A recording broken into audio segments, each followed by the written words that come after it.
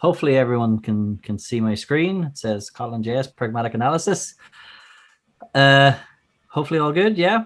My name is Eamonn Boyle. I'm a trainer at Instill Software. I've been at Instill for this summer will be my 5-year anniversary. Very hard to believe. I work in the training department and mostly teaching things like TypeScript and React and JavaScript, Python, all our .NET stuff. Prior to that, I've about 15 years experience doing development, and in Instill, I'll do secondments on the projects and things because Instill's a development company. And co-presenting with me today is my boss, our head of learning, Garth Gilmour. Garth, do you want to say hello? No, absolutely. So yeah, my name is Garth Gilmour. I was a full-time software developer for about 6 or 7 years, doing mostly C++ and Java. And then the opportunity came up to do training and consultancy, and I said, what the hell, I'll give it a go. Probably only last 6 months. And that was about 20 years ago, terrifyingly. So I am the senior trainer / head of learning at Instill, and that just means I do more of the sales and marketing side of the business than everybody else. Yeah, absolutely. So just a few words about Instill. We're a software development company based in Belfast. About 70% of what we do is software development. So we used to develop mostly web apps, and then for a while we were mostly developing mobile apps. That these days we mostly develop cloud apps, but we do the same kind of development that everybody else does. We partner with other IT companies and large projects to help out and provide specialist services and so on. But about 20-30% of the business is professional services, and that's the bit of the business that we're involved in. So for about 5 years now, we've been very heavily involved with Kotlin. We adopted it, first of all, as our main language for mobile development, and then as our main language in general. So whenever we're doing work at Instill, these days we either use Kotlin or we use TypeScript. Those are our two main languages. And we got in touch with JetBrains and we volunteered to write a Kotlin course. So we have a range of accredited Kotlin courses now. And we've been to KotlinConf, so we were at KotlinConf a couple of times. We've had a booth and we've done workshops. So we've done workshops in KotlinJS and in Kotlin Native, and we're friendly with a lot of the people at JetBrains. So yeah, we hoped, we were to be at KotlinConf in 2020 and to do another workshop, but sadly this little fellow here got in the way. So as you know, everything's been on hold. So we've been doing all of our training and our professional services in virtual format, and we haven't been doing as much presenting as we'd like to, but we've still been doing a little bit, so especially at events like this. So thank you very much indeed for inviting us. So yeah, we love Kotlin, so Kotlin solves real problems for us. Whenever we started developing, we noticed that it shrunk the size of our code bases by about a third. Originally, like everybody, we were using Kotlin as a better Java. We were targeting the JVM, but since then we've started to branch out, and we've been exploring Kotlin Native and KotlinJS, and how they can solve problems for us. So I'm, as I say, that these days more and more what I do is sales and marketing. So I see things in terms of sales, so whenever I look at a programming language, I say, what's its hook? What's its unique selling point? Why would I wish to go for this language? So as you know, with Kotlin in the beginning, the unique selling point was null safety. So whenever I was first introduced to Kotlin by one of our colleagues, Garth, it was as a language, that would avoid null pointer exceptions. And then as people got a bit more used to Kotlin, well then it started to be sold in terms of a shrinking code base. So the code base will be like 2/3 the size compared to the equivalent Java. And then once people got used to that, well, it started to be sold in terms of DSL. So they used to say, okay, you can take some gnarly API that doesn't look good and is awkward to work with and so on, and using Kotlin, you can very quickly throw a nice DSL on top of it, and that's a really cool feature. But then once people got used to that, well, then it was the coroutines, it was the suspending functions and so on. So this is something we particularly value because we've played with reactive programming. You know, we do a lot of RX Java. We use a lot of Project Reactor and so on in the projects that we do. And we discover that, you know, for many applications, it's overkill. You know, reactive streams are just overkill for what it is that we're trying to do. And using coroutines and suspending functions gives us the power that we need, but the code is a lot more elegant. And of course, finally, and this is something that will, you know, impact on what we're about to talk about, these days, multi-platform libraries. That's the thing that's being pushed very heavily. So you can go out and you can do your analysis, you can do your DDD, you can come up with a set of domain types that model your problem, and then you can put these into a Kotlin library, and then that library can be compiled for the JVM, it can be compiled to JavaScript, it can be compiled to native, and then it can be shared out across the server and a number of clients, you know. So that's the unique selling point at the moment. So there's all the nice language features on the right, you know, which you're all familiar with anyway. But, you know, as you know, these things on the left are the key selling points of the language, you know, as it's evolved over time. So we love it, you know. So I've been programming in Java ever since Java 1.1. I am a huge fan of Scala. You know, I really love Scala. But Scala, as they say, it doesn't just give you the freedom to shoot yourself in the foot. It gives you the freedom to blow both your legs off, you know. So the learning curve from Scala to Scala can be very intimidating. And it's just too much power, you know, at the end of the day. So whenever you're doing Kotlin, the interrupt with Java is brilliant. The learning curve is very smooth. People immediately get the point of the language and why it's there. It's a very easy sell, and it solves all the problems that we have, you know. So we're huge Kotlin fans. Yeah, I just love the pragmatism of the language because it's not reinventing the wheel, but it's just producing a much better wheel that's just easier and more pleasant to work with. But it's still quite a young language. Popularity just seems to be growing. I mean, if we think about it, although it's been, you know, the project was announced, you know, back in sort of early 2010. Version 1 was only we only went to version 1 in 2016. According to the internal JetBrains report, they have about 3 million production users. A lot more than that of people experimenting with it and using it as side projects, but 3 million production users, and over half of them are using it as their primary language. So, and of course, it got a big shot in the arm when Google sort of announced it as their preferred language for Android. So, you know, if we look at standard language rankings, we see it going up year on year. We see it sort of moving up those tables. RedMonk programming rankings sort of pretty popular. Kotlin's there, number 18. If we look at Stack Overflow and we look at, you know, how languages are being used, it's even higher. It's up at the 13th position. Anybody want to take a guess what number 1 is? I don't think people can unmute, but you can shout out in the room what you think number 1 is. The answer is JavaScript. So, and you can see it's you know, it's a significant lead there. Another interesting one in this league table is TypeScript. So both of these languages are very popular, or very heavily used as well. Looking at popularity, like people actually liking a language and enjoying working with a language, Kotlin's number 4. So it's a lot higher because it's just a nicer language to work with. And again, I did a lot of work in .NET space, and C# was a very nice language. And, you know, going to Java it always just felt very painful, very sticky, very slow to do things, very inelegant code. It just felt harder work than it needed to be. And that's why I love Kotlin, because it's like the solution to a problem, you know. So I can write something that's more akin to C# and actually go further and produce nicer code.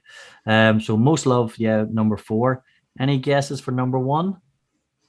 Again, you can do your own internal guess and you can score yourself. It's not JavaScript. XSLT. Yeah, of course you would say that. But it's not JavaScript. JavaScript's down number 10. So people, you know, sometimes people are using JavaScript, but they're not necessarily loving the experience. TypeScript, however, is number 2. So TypeScript, again, in the same way it's going from Java to Kotlin, is such a relief. It's like water in the desert. Going from JavaScript to TypeScript can be the same sort of experience, but it's not number 1, actually. Interestingly, Rust It was #1 in the 2020 survey on Stack Overflow. So that's definitely something to watch as well in other spaces. And so popular language continuing to grow. And Andre here, he said a few years ago that he wanted for Kotlin's future that it to be the universal solution for everything. And that's sort of why we're so talking about KotlinJS today. But now you can take Kotlin and you can target the JVM, you can target Android, you can target native, and that'll give us sort of iOS solutions and embedded solutions and these kinds of things. And we can, of course, do JavaScript. And being able to use the same language across the stack is very, very useful. It solves a problem that we have to be polyglot. We have to use different tools and different libraries. So we've slayed that beast by being able to use Kotlin in all of these different platforms. And then we just need to ask ourselves with KotlinJS, have we swapped that one problem for maybe other problems? Is it a bit like the Hydra here, and we chop off one head and we've actually created other problems? So that's what we're sort of looking at and what we were experimenting with sort of internally. So if we're thinking about Kotlin for JavaScript, we've got to think about the JavaScript ecosystem. And JavaScript, as we saw in the last chart, is very, very, very popular platform. /Data report, they said there's about 14 million developers. Kotlin in their report, they said about 2.6, but it's the same sort of ballpark, but massive, massive, massive community in JavaScript. Lots of people out there writing code.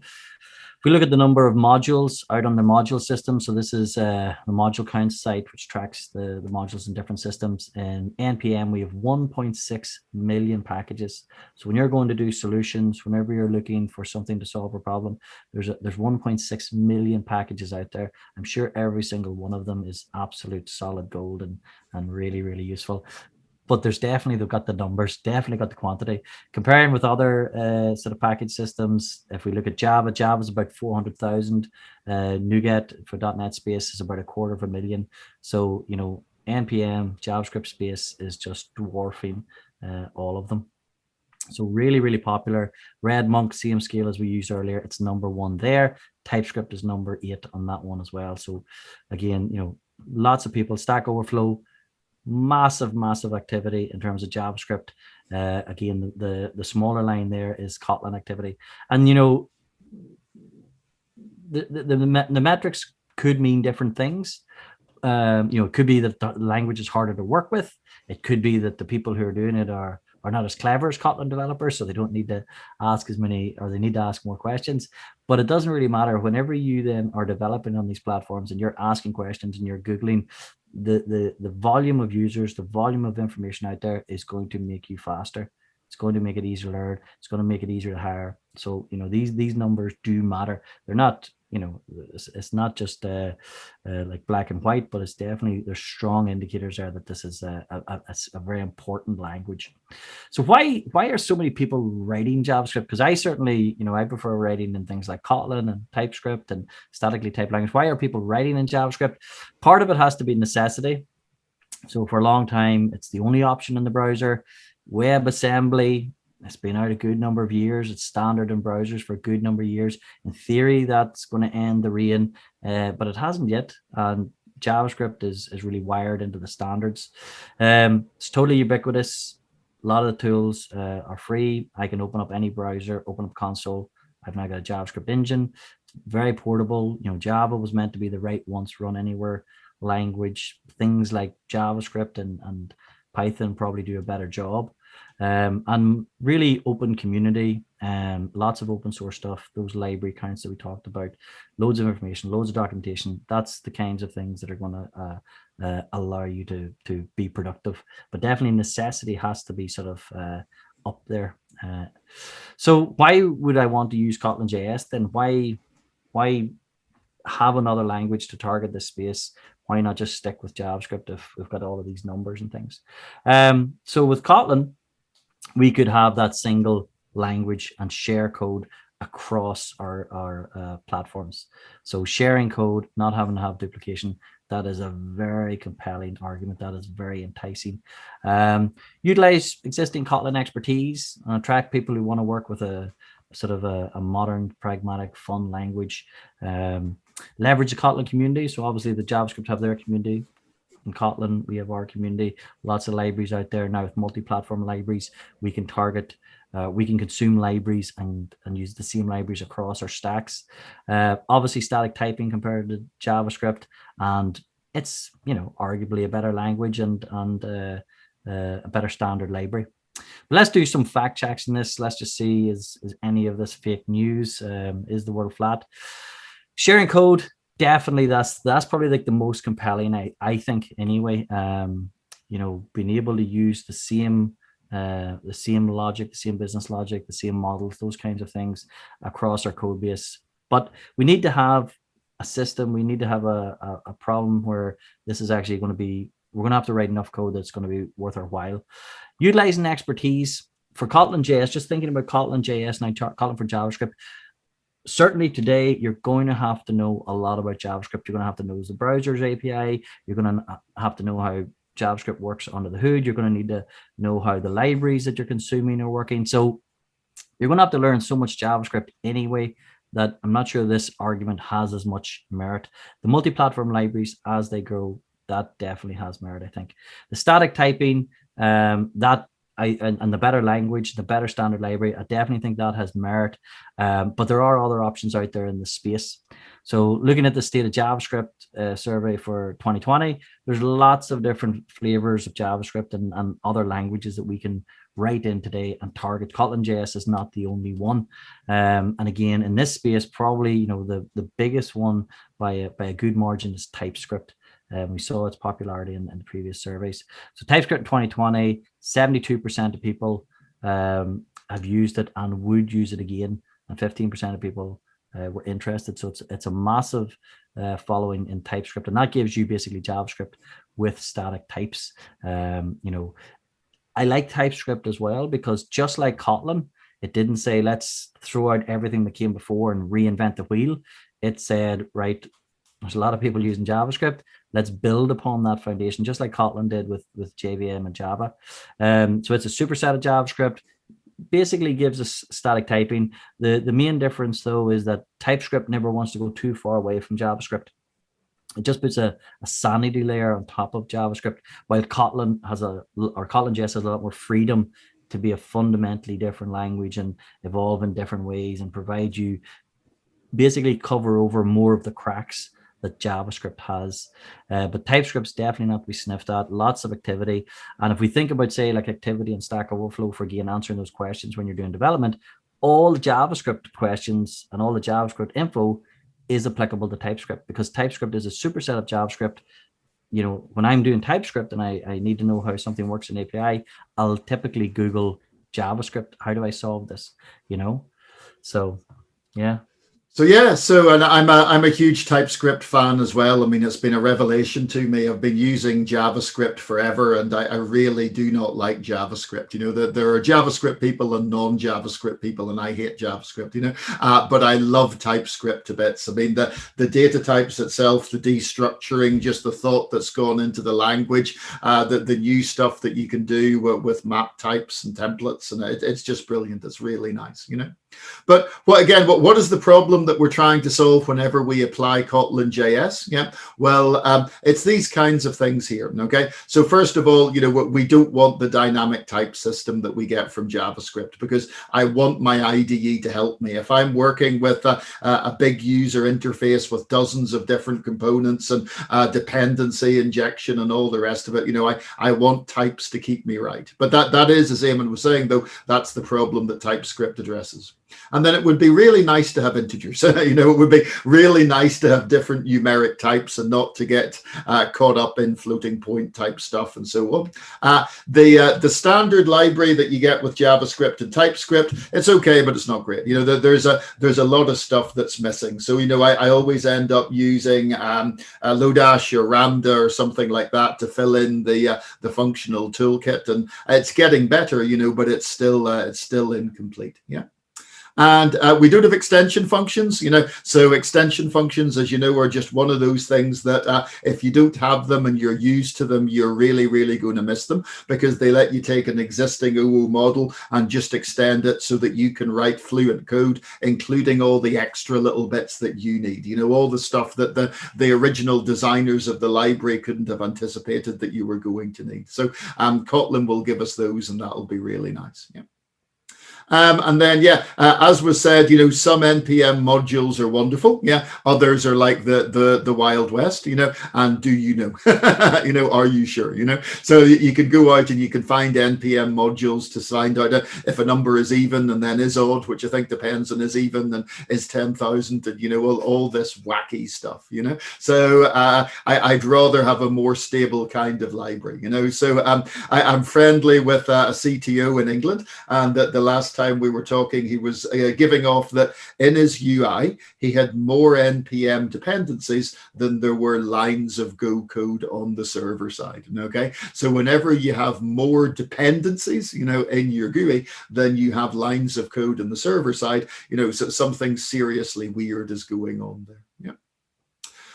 Yeah. And then, as was said, JavaScript can be the wild, wild west, and we see this a lot in training, because back in the day, we had our Angular JS course, but then old style Angular went away and React came in. So we went a React course. So everybody did React, but then they wanted React with Redux, and they did that. And then regular, Angular came along. So people switched to that. So we did that. And then people started using Angular with the plugins for Redux and all the rest of it. So, we're continuously going back and updating the courseware, and I remember in the good old days, you could write a training course and leave it alone for, a year, and just keep teaching it. Whereas with our JavaScript and TypeScript courseware, we're redoing it in virtually every delivery. We have to keep coming back and continuously refreshing the courseware, so it's a very kind of chaotic, fragmented environment.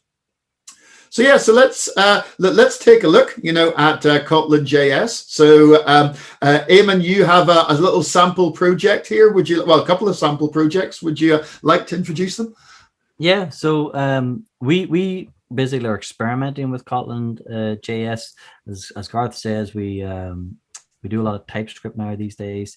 We use Kotlin when we're doing server applications, when we're doing Android applications. But we're always testing the water in other technologies. So these are just little experiments that we're using for training and for these sorts of talks. So one of them is a little Breakout clone. This one, I was having a lot of fun and comparing to TypeScript, and I was sort of roping my kids into this one. So my kids are doing the sound effects here. Beep. So that's them. We had a lot of fun, and I have like images of them playing with it. And then we have one that we're using for a workshop, and this is a bit more enterprisey, a bit more cruddy, where we can search for courses. This is Tinder for training courses, so that you can show love to training courses. So this is Tinder. I'm just waiting for the lawyers to get involved. So this is a bit more cruddy, and this is just showing what you can do with KotlinJS. This one is probably more like the kinds of things people will build. This was just a bit of fun, a bit of experimentation. And the code there, we'll make these slides and things available, but the code to the 3D game there is available up on GitHub.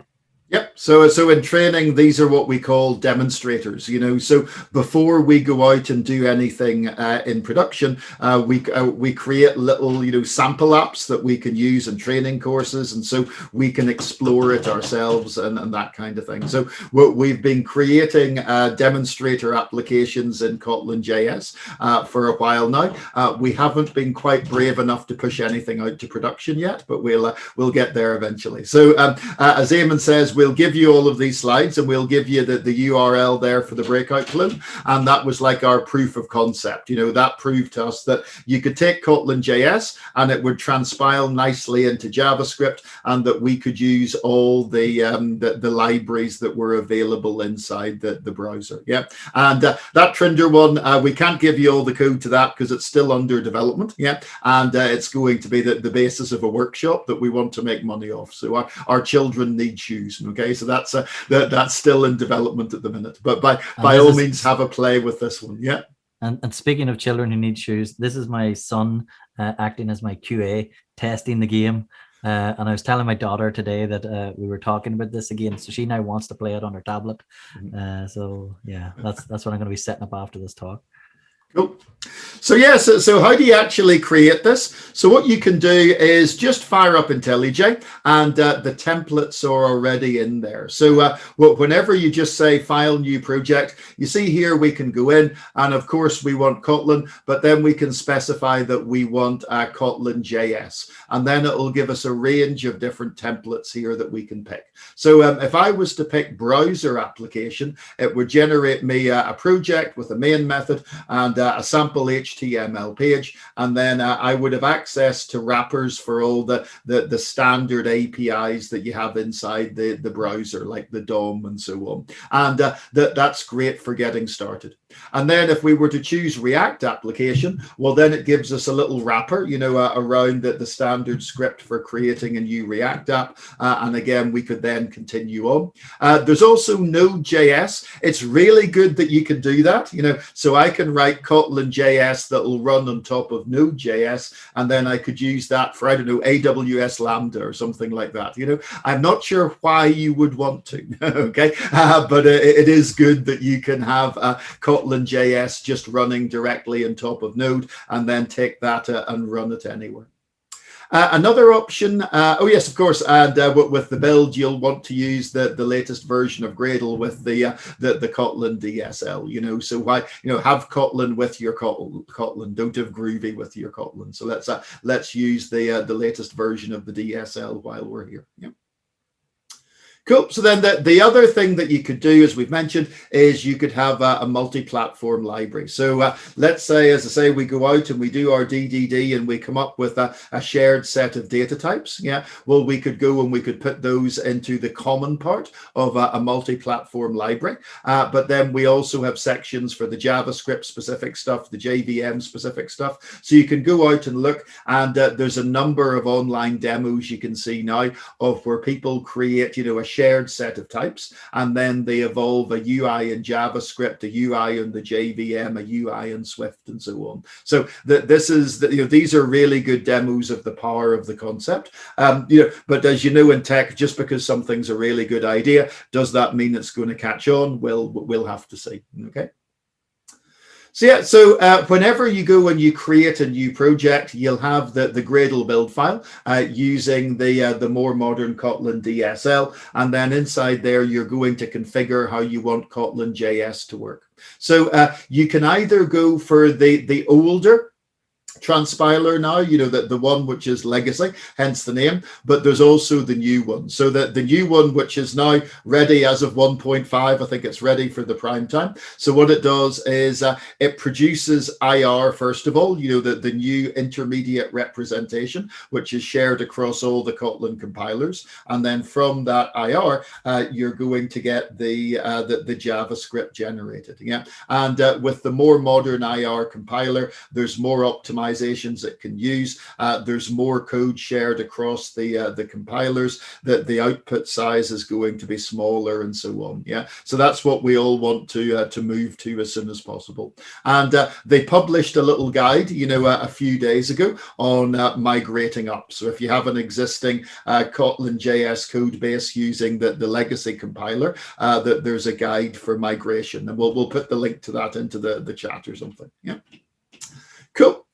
So you go out, and then you have the various tasks that you can run to build everything, to run everything, and so on. So it's really straightforward to get started. And then whenever it comes to dependencies, we can include the standard Kotlin ones in the usual way. So as I say, they provide wrappers for the standard libraries that you have inside the browser. You can still use the common libraries on the Kotlin platform and so on. But then let's say you want to go out and include some NPM dependencies, you know, and you will, okay? Well, then you see there at the bottom, all we need to do is say implementation, and then we've got an NPM function, so we can just pass in the standard information, you know, so we can pass in the name of the library and the version, and it just works, which is really nice. So as I say, you'll get the main function written for you, and then inside there at the top, you can see there we're importing the standard wrappers around the browser libraries, so we can access the document object and so on in just the same way that you would in JavaScript. But of course, now we've got strong typing. Now the IDE can suggest things to us. Now we can do refactoring and so on. Grant?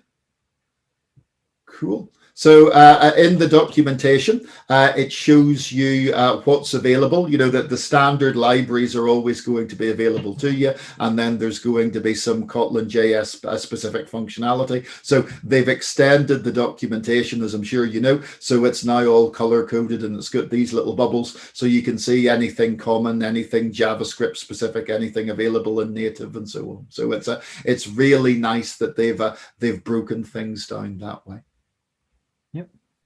And sort of speaking of sort of interoperating with JavaScript, if we sort of dig into that documentation a bit, there's this Kotlin X browser package, and that gives you access, as we saw, to the document, to the window, to the different storage mediums. There's a few other packages that sort of aid those, you know, with data structures that are passed into some of those APIs, like fetch APIs and things like that. As you start to go a bit further, things start to become a little bit scarier. So if, for example, you did want to do something on Node.js, you can use this Kotlin X Node.js library, but you're not going to be filled with a lot of confidence, with a big, massive experimental. And the first line, I love this first line. Right now, the only thing we guarantee is that the provided source set is compiling.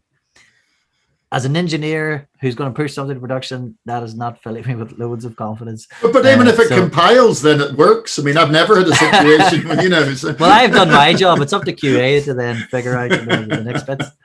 But, you know, at this stage, you are going to need JavaScript libraries. Now, when Kotlin libraries, multi-platform libraries are there, they're really nice. It's just like writing Kotlin for the back end or for Android. But today, you're going to need to have lots of JavaScript libraries.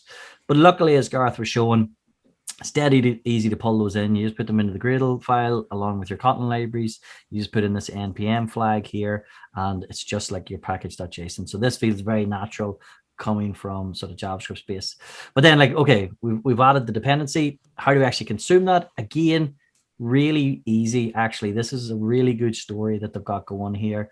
We just need to specify the module with a few annotations. We can't have any definitions in this file, but we mark the things from the library that we want to import. And the good thing is that, you know, typically when you're pulling a library, you're not using everything in the library, so you can just put in here the bits that you're happen to using for this particular project, and you can use some get out of jails to maybe simplify this process and then add stricter and stricter typing as you use it more and more. So it's really nice story here. You can put them inside your own packages and follow your own conventions for how you consume them in Kotlin space. You can rename things here. So here's bringing in Lodash, and instead of using an underscore, we're going to call it Lodash in Kotlin space. So, you know, there's some really nice things going on here. As I said about the get out of jail, there's that dynamic type that you might have noticed. And this is a bit like it's a bit like a switching off the type checker altogether. You can basically, when something's dynamic, you can use it in place of any type. You can use any type in place of it. You can access any member. It will just let you type pretty much everything. It switches off the type checker, and this is useful, especially when you're like sort of patching over APIs and bringing them in quickly and things like that there. Just if you are experimenting with this thing, just be careful about confusion, maybe if you're coming from, say, TypeScript and thinking about the any type. So dynamic is sort of analogous to the any type in TypeScript. In TypeScript, if something is of type any, you can do anything with it. You can use it anywhere. That's basically the same as dynamic. But Kotlin also has an any type, capital A any. That's the root of the class hierarchy. So that's the most abstract form. So you can't actually safely use that for very much. So here, for example, in the code on the left, I have a string, and I'm typing that as dynamic, and it lets me write any old gibberish. So it's letting me call any old method here, and that's not a problem. That's not an error. That will be a runtime error, obviously, because you can't do that with a string. But on the right, I've got a string, and I'm calling a correct available method on the string lowercase, but because it's of type any, obviously that's going to be a compiler. So just be careful that you don't get mixed up in those if you're sort of flicking between KotlinJS and TypeScript, because they're very different beasts. There's other things as well to help us sort of feel a bit more like we're in JavaScript space and do things that are a bit more JavaScripty. There's a JSObject, which allows us to create object literals, the equivalent of object literals. And this is, again, just a sort of a credit to something that we'll look at later, which is just the ability with Kotlin to have these trailing lambda parameters to create things that look like keywords of the language. It's a really good feature of Kotlin. So this is all going to be type safe. It infers from usage because Kotlin is awesome and can let you do that. But you just need to make your objects mutable, because we're basically mutating an object here in this lambda rather than initializing an object as we would in JavaScript, say. There's also JS if you needed to.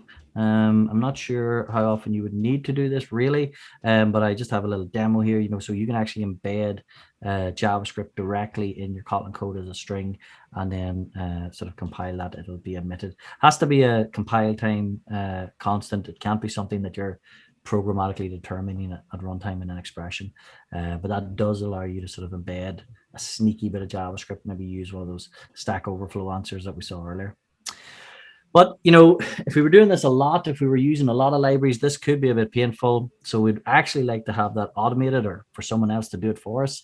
And there's this tool, dukat, not dukat from Deep Space Nine, but this is the tool to automate conversion from TypeScript definition files, which there are many. TypeScript is a very popular language in the space. So if we could take those type declaration files and automatically convert them into Kotlin, that would be pretty sweet.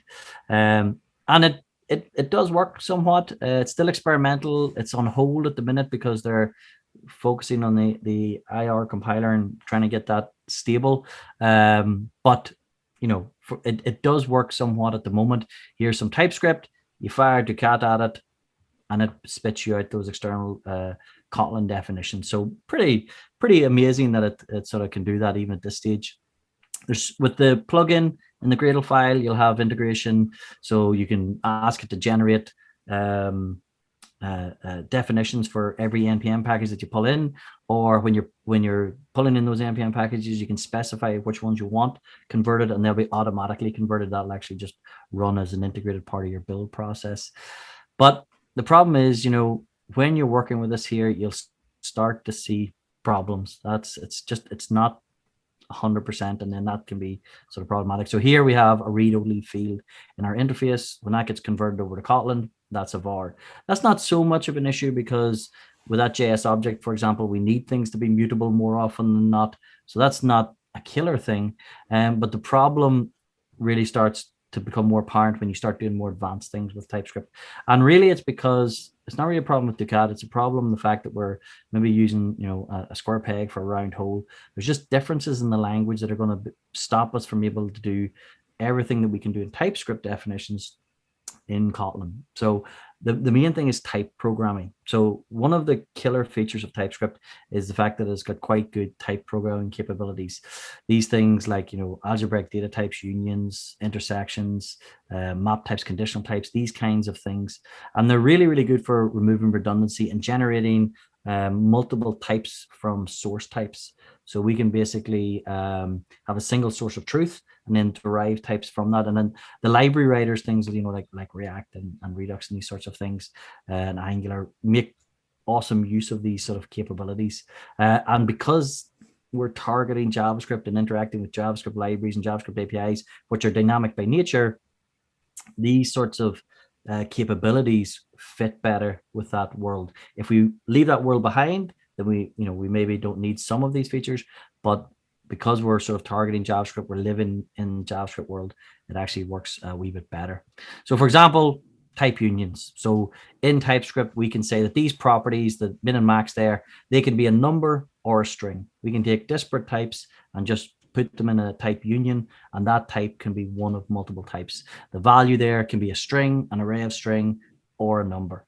All of those are valid types, very easily represented in TypeScript. We can also do intersections, where we can construct a type by merging two types. And then if we combine that with type aliases and generic parameters, we could take, for example, an input type P and merge it with another type that has an optional children property. And this sort of stuff is just really, really, really powerful. And if we try to do the same thing in Kotlin, we get mixed results. So here we have a union, and we have a function that takes the union as the input and a function that returns the union. When we fire this through dukat, this one's actually pretty good because Kotlin supports proper overloads. So it just puts in a definition for every permutation of the union. So I get one for first, one for second. So that's pretty good. I might get lots of definitions here, but who cares? As long as it's type safe, I don't mind. But when you're getting it returned, then it's just saying that the return type is dynamic.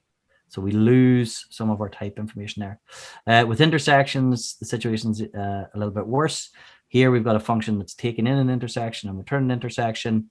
When we put that through the processor, it's just dropping the second half of the intersection. So we lose something whenever we're converting this. So, and with TypeScript, you can do other stuff like map types, which allows you to do crazy things. You can do conditional types, so you can choose between multiple types. It can do quite powerful type inference with generics. There's lots of really powerful stuff that you can do. And whenever we try to do this with automatic processing anyway, it just falls over and we just get, the any type or the dynamic type, and we lose that information. But it's not really a problem with dukat. It's just that the languages aren't fully compatible. So so the ideal kind of situation for KotlinJS would be if we could say, okay, if there's a JavaScript library and somebody has put TypeScript types on top of it, we'll then just run dukat, and you'll get a perfect set of KotlinJS definitions, and then you can just use that, so you don't need to write any Kotlin specific wrappers or, do any types with JavaScript libraries if there's already a TypeScript wrapper around it. But as Eamonn showing you there, the problem is that Kotlin and TypeScript think about types in a very, very different way. So in TypeScript, because they're building on top of JavaScript, they've gone for structural typing and a huge degree of flexibility and so on. With Kotlin, because it's running on top of the JVM most of the time, that they've gone for a kind of more formal definition of typing, so that there's this gulf between the two. And dukat, as it says in the slide, is trying to bridge that gulf, but there's only so much that it can do. And it will be interesting to see as both languages evolve, whether that gap widens, or shrinks, but at the moment, dukat has an impossible, task to accomplish. It can bridge most of it, but there's always going to be a gap that it can't cross. Yeah, and in terms of language features, there's not in terms of number, there's not that many that Kotlin would have to adopt to then just be able to make that translation completely seamless. But it's not the quantity, it's the complexity of those features. So yeah. So, but there's other ways you can do it. You can do workarounds. So for example, in the React wrappings, you'll see there's a use effect function, which in TypeScript and JavaScript, you can basically provide it a function with one of two return types. And the way that that's wrapped up is as two overloads. So what we can do is we can you'll always be able to get the same behavior, but you might just need to write a bit more code to wrap it up. It's not that it's an insurmountable problem. It's just insurmountable to be done automatically at the moment anyway. Yep.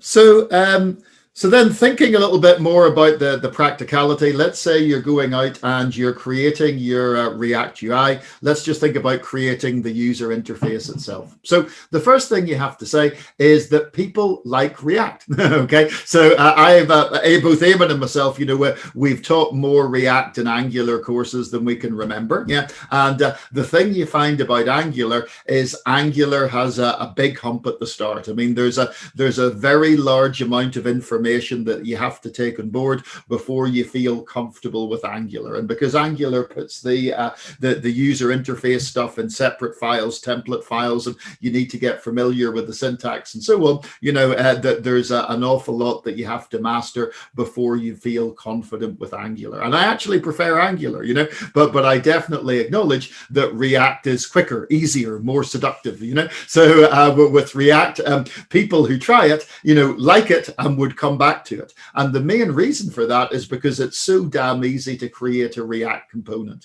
So all you need to do is create a function or an arrow, a lambda, whatever you want to call it, and then you can use JSX, okay? So you can embed your markup directly inside your JavaScript or TypeScript code, So there's no need to learn that, a component is made of multiple files and A needs to be in sync with B and foo needs to be in sync with bar. You can just immediately start writing components, and it's really nice, simple, and straightforward. So what we do in KotlinJS is we put a DSL on top of that. Yeah. Now, don't get me wrong. I love DSLs. Okay. DSLs are one of my favorite features of Kotlin. And I love the fact that, you can take some gnarly Java code and you can throw a DSL on top of it and it works really well. Okay. So I'm a huge fan of things like, Tornado FX, so Java FX, I never had an opportunity to learn it properly. And it's really hard to learn it properly because there just aren't the resources, because it never had the time to get popular before everybody went out and started writing web apps. So whenever I want to write a desktop GUI, I'm going to use Java FX, but I'm not going to use it directly because I'd have to relearn it again from scratch. Tornado FX is wonderful, so I like DSLs. I love the fact that Kotlin lets us do it and so on. But the trouble is that HTML is already a pretty good, external DSL, So HTML already does the job really well, okay? And with JSX, you can embed the HTML directly in the code, So love it or hate it, that's fairly seductive, So we do have this DSL here, and the way it's built up, of course, is through lambdas with receivers, So, I know that most of you folks are already, experienced Kotlin developers, so you're familiar with the idea. We can have extension functions, and those extension functions can take a lambda with receiver. So whenever the lambda is executed, inside the lambda, this will be the builder object there, So we're making method calls against the builder, and then we can nest the thing and create content inside content. And once you get used to the DSL pattern, it's just the same thing being used over and over again. It's just nested lambdas with receivers. And once you get into the way of it, yeah, the flexibility is really, really good. On the other hand, we're not comparing, something like the Java FX code that I had to write by hand, which is hideous, with a nice DSL. We're comparing a nice DSL HTML, with a Kotlin DSL. So it's DSL versus DSL, So there are bits here that we're going to find annoying, So you see there inside the H2, we have to use a unary operator. So we can use a plus or the bang or the minus or something like that. So that the way the DSL pattern works is that we're overloading a unary operator in order to let us nest that content, So we have to remember to put that in, and we have to pick one of the unary operators. Yeah. And then the thing that really narks me off is this attrs bit. Okay. So, that they had to come up with some way of representing attributes. Yeah. So of course in HTML, we have our elements, we have our tags, we can list the attributes. It all works quite nicely. And we can make a semantic distinction that an attribute is something which is essential and has a value from a limited set of types, or has to be an enum or whatever, or a number. But then whenever you use the corresponding DSL, there's this attrs section, which just sticks in my craw. I don't like it where we say, okay, here we just throw in a mixed set of attributes, So that is the one bit of the DSL. It may have been unavoidable, but whenever I look at that, I just kind of go, that's the bit of the whole React wrapper, that I like the least. Okay, and then they can put in. So you see on the input there that they also have parameters. So for the really common stuff, the really common attributes, you can put those inside the brackets so that some of the things are more convenient. But yeah, invariably, HTML has tons of attributes, so you're going to be using that attr section much to your chagrin.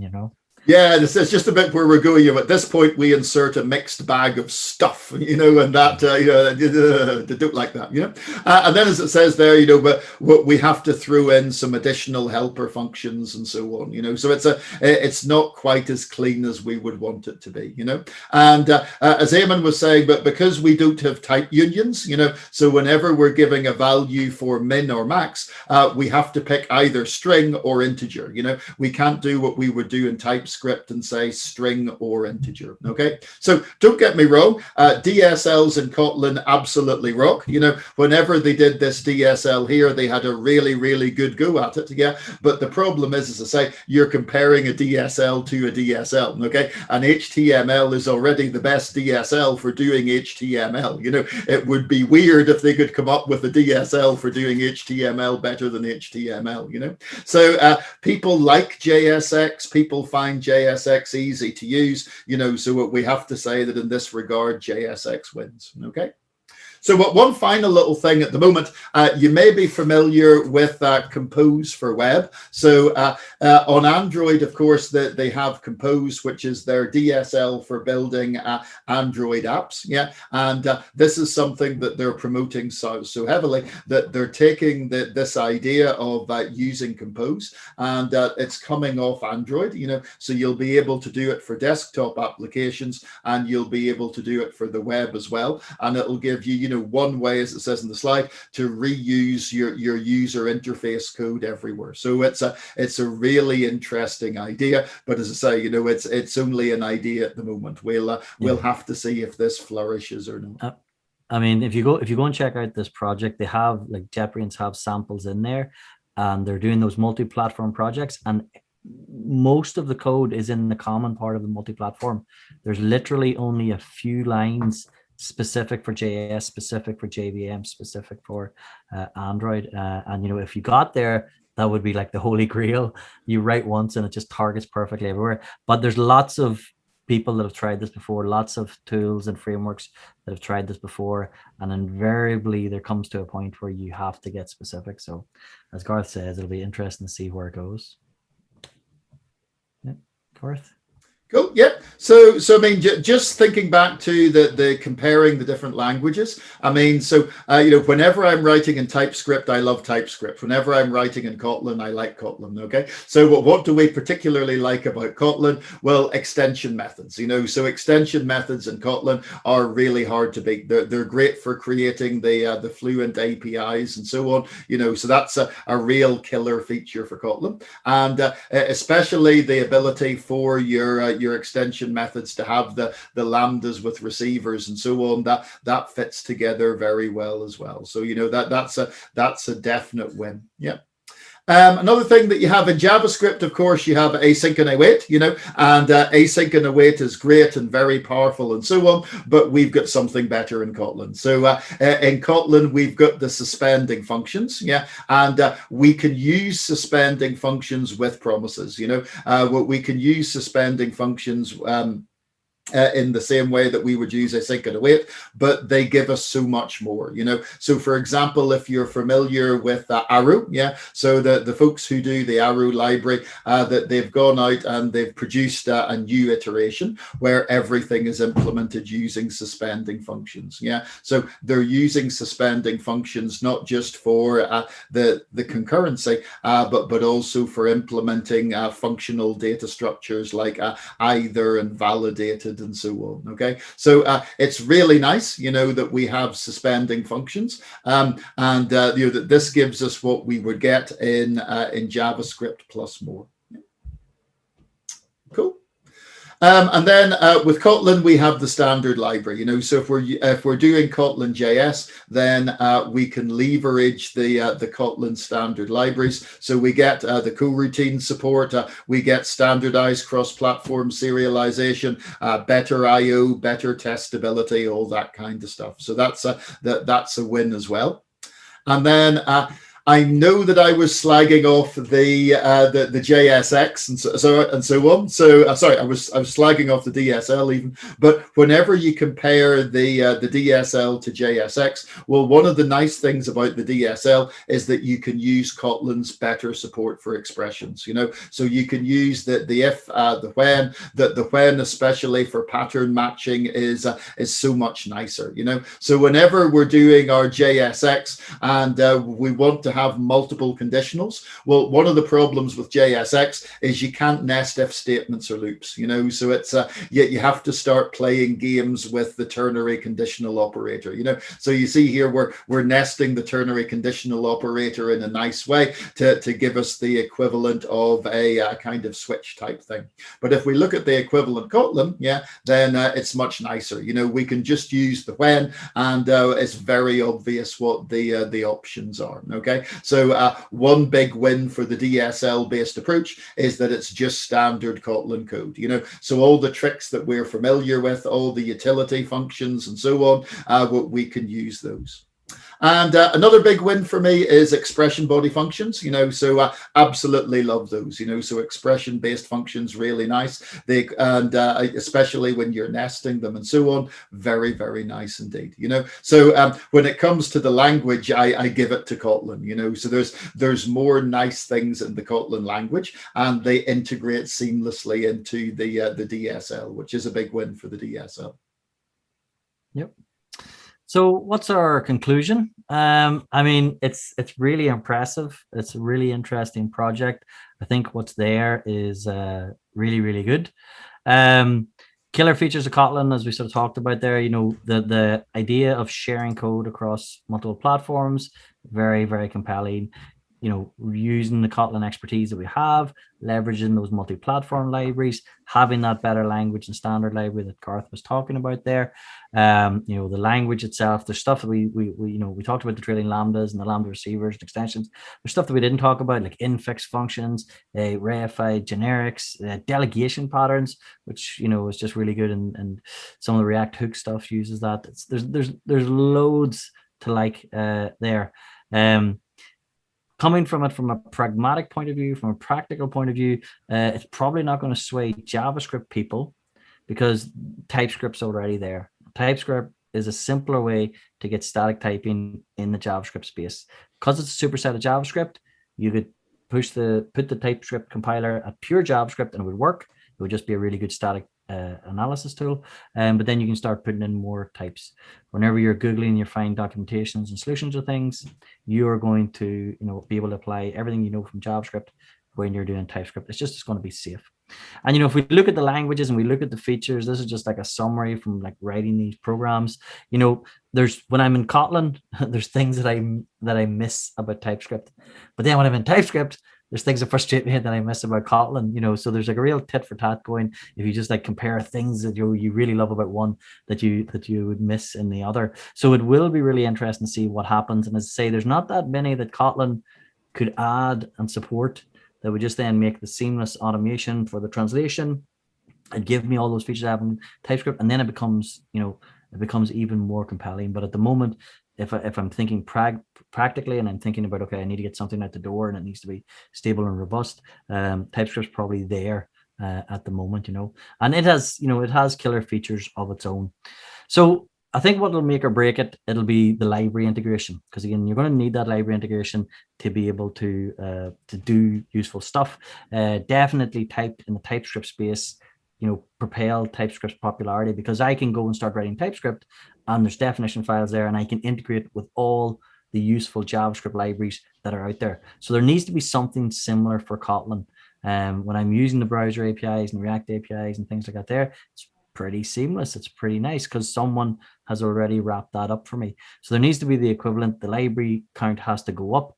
I think, a way to propel that massively is to get that complete automation from TypeScript definitions to Kotlin definitions. But at the moment, it's not going to be possible, at least not cleanly. And therefore, some of those automated integrations of the translation you can't really make use of, because as soon as you do the translation, you've got to start editing, you've got to start hacking the definition. So you're doing more stuff manually at the moment. But then saying that, once you've it done, then you're just writing Kotlin and you're off to the races.